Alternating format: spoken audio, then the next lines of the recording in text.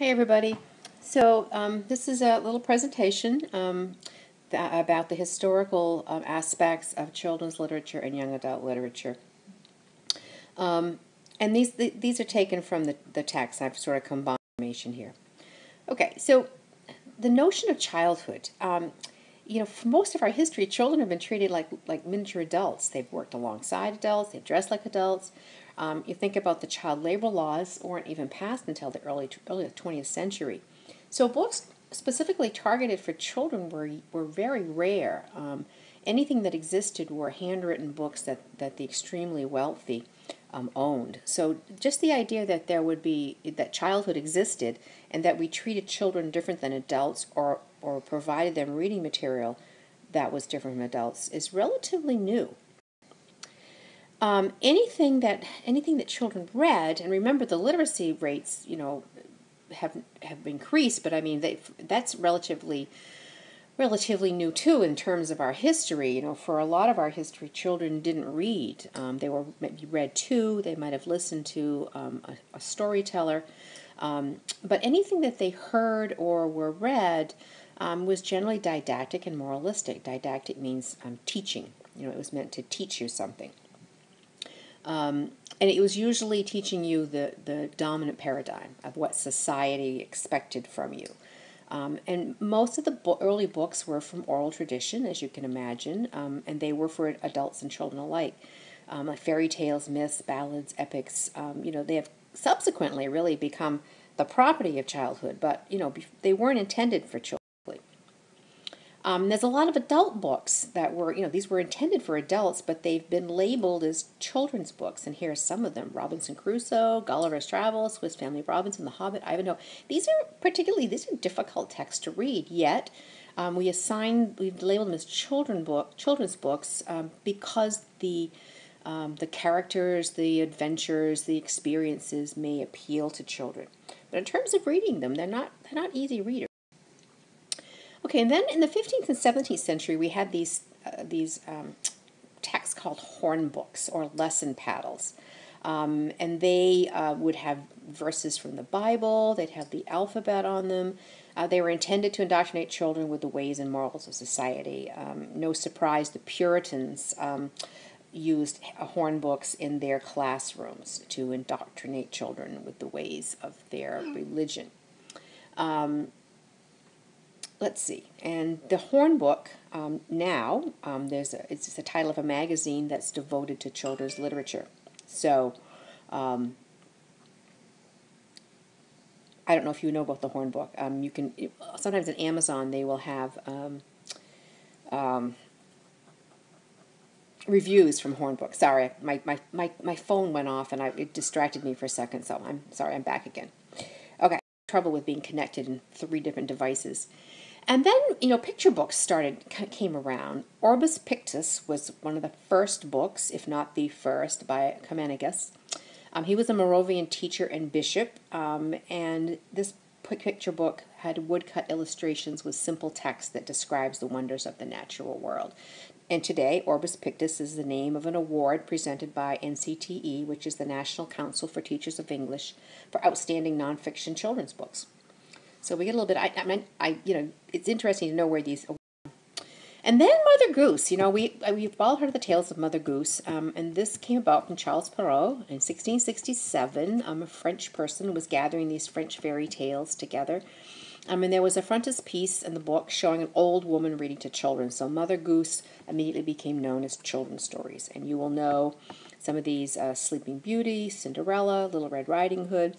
And I've linked a free ebook here to Mother Goose, Tales of Mother Goose, that you can read. You won't be able to link to it from this presentation, but you will be able to link to it from the PowerPoint that I will post as soon as I finish doing this. And then came chapbooks in the 17th and 18th century, and this was really the first break from these didactic moralistic stories like Robin Hood, King Arthur, and others. But again, these were adult books, but they appeal to children, or at least adults felt they appealed to children, and they might have been read to children, or children might have read them.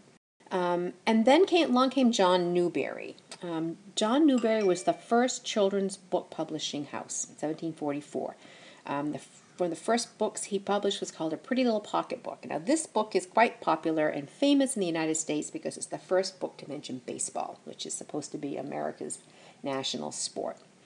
And then there was another story called The History of Little Goody Two-Shoes in 1765, and that too is quite famous. Jane Austen mentions that in her work as well.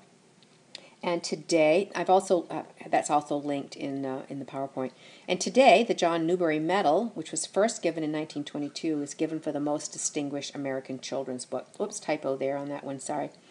I tend to do that. And, you know, I can actually cross that out and write on there. That's what I like about it. Okay.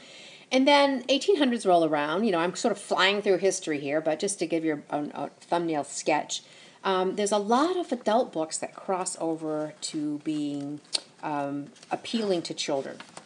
So the Grimm brothers come about, you know, with Snow White, Rumpelstiltskin, Hans Christian Andersen, The Ugly Duckling, The Emperor's New Clothes, Charles Kingsley, The Water Babies, Lewis Carroll, Alice's Adventures in Wonderland, Jules Verne, Journey to the Center of the Earth, and others. These are just some examples. And I'm sort of reminded that one of the newest trends in television movies and movies and television shows is to enact these some of these fairy tales and these fantasy stories. There's a television program called Once Upon a Time. There's one called Grimm.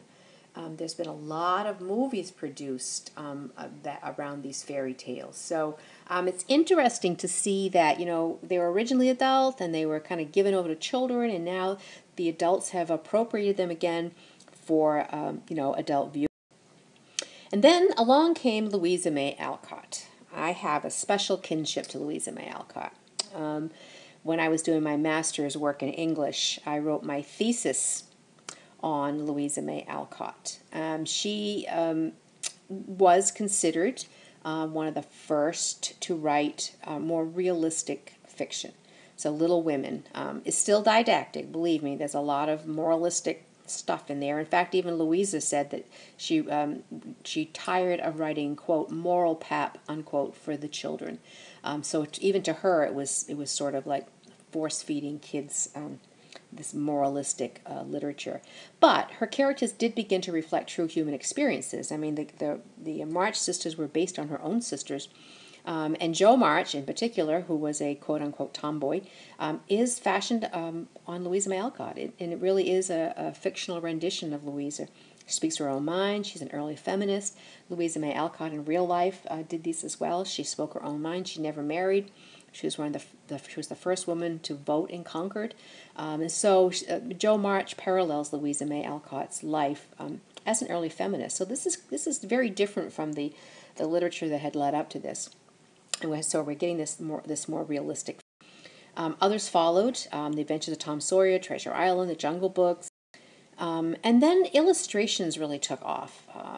Randolph Caldecott and Kate Greenaway were two of the most prominent illustrators. Today, the Caldecott Award in the U.S. and the Greenaway Medal in the U.K. are both awarded to artists of the most distinguished picture book for children. So illustrations really take on.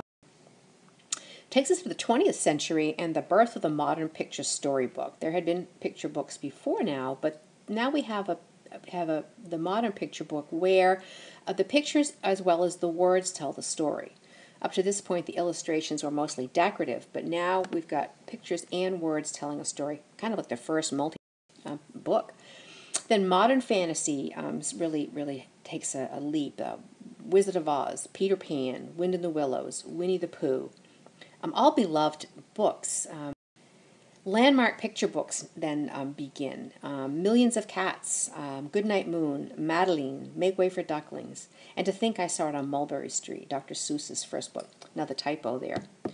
You guys are going to fire me if I keep doing that. Anyway, these are all linked on the PowerPoint, so it'll take you to, some of them take you to a YouTube video of the book being read, others take you to a website. So you make links.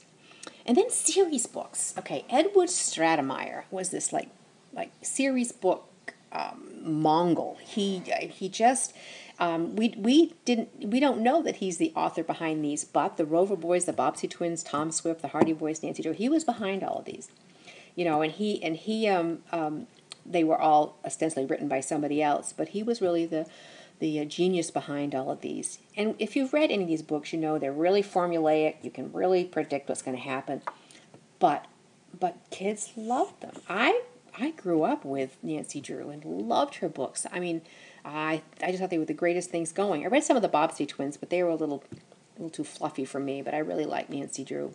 I like the fact that she drove a car. And when you're 12, 13 years old and you're reading about someone who's driving a car, I mean, it just really made you feel as though eventually you were going to grow up too. And their parents never seemed to be around, or if they were, they didn't interfere too much. And the characters were always upstanding citizens. They didn't do anything wrong. So I mean, there was some moralistic stuff still going on. And then we get into the new realism, and this really happens around the 60s. And we know that there's a social revolution going on in the 60s. A lot of crazy stuff is happening, and this really breaks down the taboos in literature as well, where the Wild Things are and Harriet the Spy.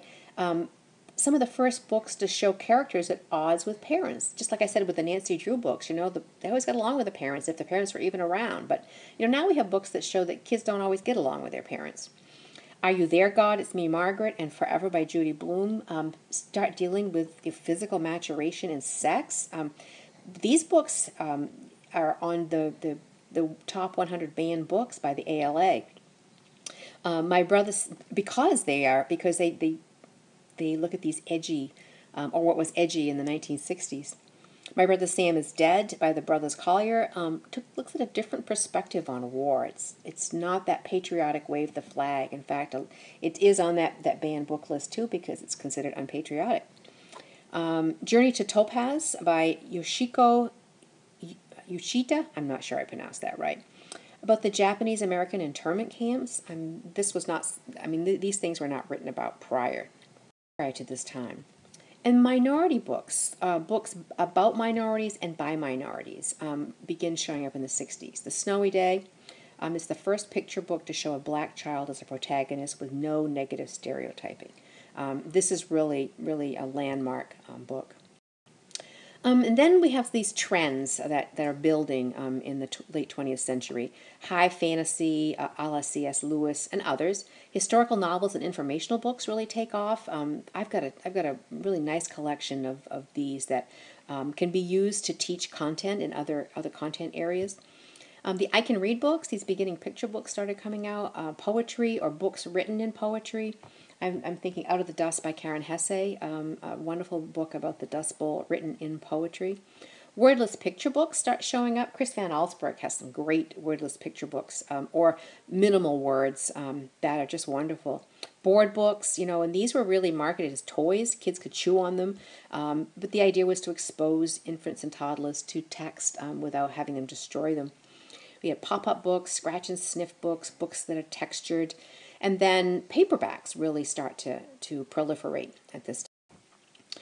And then along comes the wonderful No Child Left Behind. We're sort of building this volume of books, and libraries are stocking them. School libraries are bringing them in, and there's schools are doing drop everything and read, or silent sustained reading, and really immersing kids in the literature.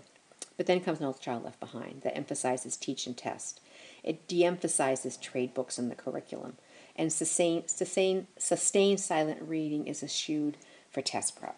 And a lot of these programs disappear in our schools. Not all of them, and many of them have come back because teachers and administrators quickly realized that this was not helping the kids. They need to be immersed in literature. They need time to read. They need to be exposed to books. And that brings us to young adult lit. So I'm sort of following children's lit, but if you've noticed, a lot of these texts that I mentioned are pretty sophisticated texts, and children reading these books doesn't seem quite, the right term.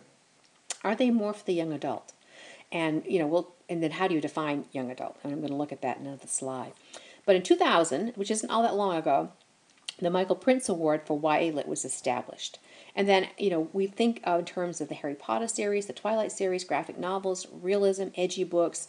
The Harry Potter books bridge children and YA Lit. I know a lot of 8-year-olds that read the Harry Potter books. My 36-year-old daughter has the complete collection of first editions and was there to get them when they first came out. So there's this really wide appeal for a lot of these books. The Twilight series as well appeal to a lot of adults as they do to young adults. And so it's really hard to define YA Lit. Here are some possibilities. Age and YA Lit notice is often categorized by age. So ages 11 to 6, 10 to 21, 12 to 18, 12 to 22. Nobody really agrees. The National Council for Teachers of English seem to agree that grades 6 through 12 and up, seems to be sort of the age or span for people for YA Lit, for young adults. Adolescent literature, young adult literature, it has a bunch of different names. But as we've noted, there's lots of crossover between these two. And there's also lots of crossover between YA Lit and Adult Lit. There's a ton of YA Lit that adults really love. There's a lot of Adult Lit that young adults love. So it's really define it and put a cap on it. And so how did YA Lit come about? Where did we get that term? Again, it's really in those 1960s when YA Lit was separated from children's lit, and that's really when that new realism came in. And some of these themes that were being written about were not seen to be appropriate for the younger child. And so there became this sort of split. Then we're going to write for the younger child, we're going to write for the adolescent. Here are some of the pivotal books that really were made for the adolescent. S.E. Hinton's The Outsiders. It looks at rival gangs. Paul Zintel's The Pigman, the fragility of life. Anne Head's Mr. and Mrs. Bojo Jones about teenage pregnancy. Robert Lippman's The Contender, Fitting In, Coming of Age, and The Chocolate War, again, another coming of age. And in The Chocolate War, there are scenes of masturbation, there are scenes of bullying, there are scenes of deliberate trickery. I mean, it's just so these are not, we don't think, these are not things that are appropriate for younger children to read. So becomes the genre. And so here's how I'd like to think about, there's a lot of pushback in schools about YA Lit, particularly in high schools, about it's all fluff. The kids need to read, more sophisticated literature.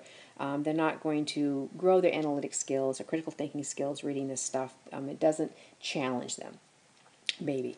Although there are some YA Lit texts that are pretty challenging. Maybe not in terms of the vocabulary or the syntax, but in terms of the theme, very difficult.